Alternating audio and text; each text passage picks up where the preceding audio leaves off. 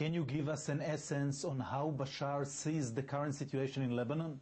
Well, there's some question as to how much he manipulated the crisis for the benefit of Syria versus being a serendipitous benefactor of events initiated by others, such as Hamas and such as Hezbollah in Iran. However, I think he sees the potential of strategic benefits of the current situation in terms of bringing Syria and bringing Bashar Al Assad back to the diplomatic table, because, of course, as you know, he's been contained and isolated, particularly by the United States. How much is it important for him to return to the diplomatic game? It's vital from his perspective, because he knows that's the only way he's going to get the Golan Heights back. And he realizes that unless he is involved in the diplomatic resolution, not only to Lebanon, obviously, but to other issues, that he will not get it back. And, of course, it's just a matter of prestige and a matter of being seen as part of the international community. He doesn't like being isolated. He doesn't like the fact that he couldn't get a visa to go to the UN General Assembly meeting.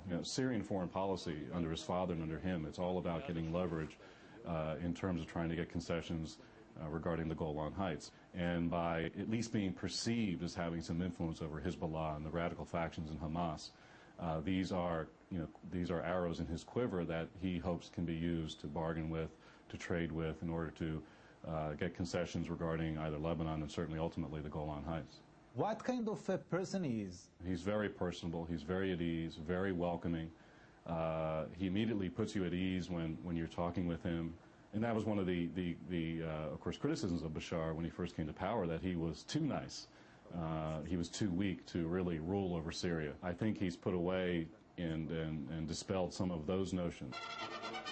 I don't think he sees Israel as the enemy, so to speak. It's certainly not the Zionist entity. He sees it as a strategic threat. I don't think he has any sort of emotional hatred of Israel. I mean, he is a child of the Arab-Israeli conflict. He is a child of Syrian propaganda and Syrian textbooks and so forth that have described Israel very negatively over the years.